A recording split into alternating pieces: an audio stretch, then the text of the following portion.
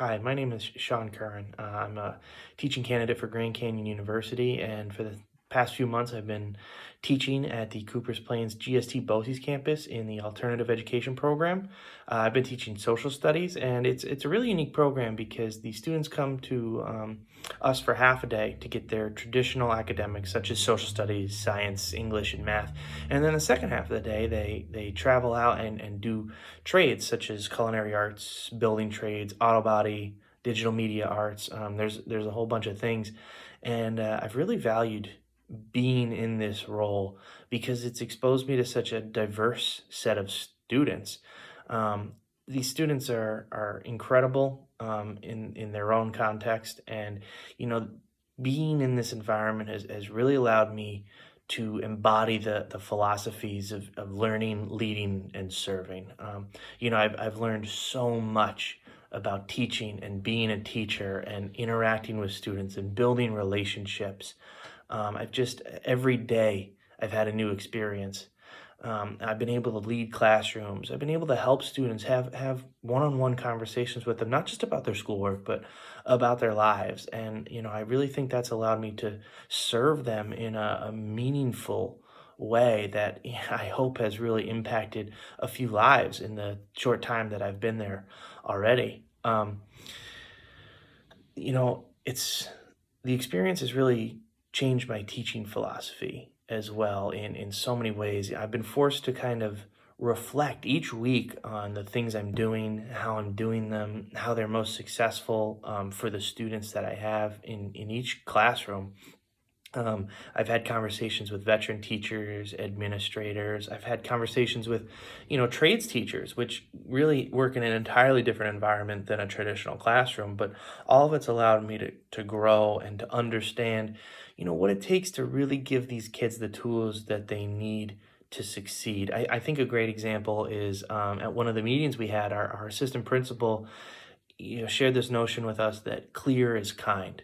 And what she means by that is that clear expectations, clear boundaries are the nicest things that you can actually do for students. A lot of people, and myself, you'd have a student that's doing well, and maybe you'd want to let them skirt or rule here or there. Maybe not, maybe you'd be a little more lenient, but that's not clear to the entire student body, and it's unkind really because you're setting those kids up for failure because you're telling them that in the future there may be rules that they don't have to follow, and maybe on the flip side you're telling the other students that, hey, Mr. Curran doesn't like me because he lets these other students bend these rules.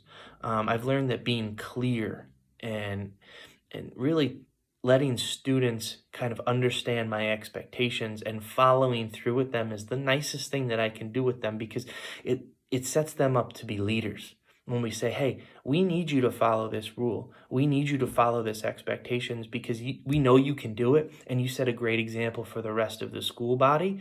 It really empowers them to be their true selves and to grow in a meaningful way. And I think that skill is almost as important as anything we teach in the classroom. Another big way that I've grown is the use of technology. I think it's just really helped unlock a lot of my teaching skill sets, and I've learned about things that I never knew existed. We use smart boards to write notes and everything, but I've also done some research and found that in social studies in particular, there are these virtual tours of historical landmarks. And with talking with the digital media arts teachers, there's ways to do podcasts and huge presentations and video projects and all these things that, if given the proper time and education myself, I can bring them into my social studies classroom, and it will be such a huge thing for my students because we all know we live in a technological age, and having students be able to get interested in a topic by using tools that they're familiar with will help stick with them for a lifetime. But even more than the content that we teach, it's important in this day and age to give kids access to technology because they're surrounded by it 24/7. And even if they go through life not caring so much about the French Revolution, for example, they might be able to say, hey, I made a podcast in my 10th grade class, and that would be a really cool project for this company that I work at now. Or I can put a PowerPoint presentation together, or I can make a video diary entry that's meaningful for this company or for this moment in my life, and giving them those skills to grow, I think is just as important as any specific content that we teach. And then lastly, working in this environment, I feel like has really grown and expanded my own values, especially the way that I interact with students, understanding their backgrounds, learning about their lives, knowing that their life and their upbringing could be vastly different from mine and that their own realities are different from my own has been an eye-opening experience that I'm going to take with me through the rest of my career. Seeing these kids interact and most importantly, learning to have high expectations for them. The more you believe in them and the more you tell them that they can accomplish something, the more they're going to start to believe it, and the more likely they're going to be to accomplish it. And I think just giving students that confidence, especially in the alternative education program that I work in, is super meaningful for all of my students, but myself included. It's given me, you know, context in which to kind of navigate through my own life and to say, hey, I know I can do this because, I've seen the things my students can do.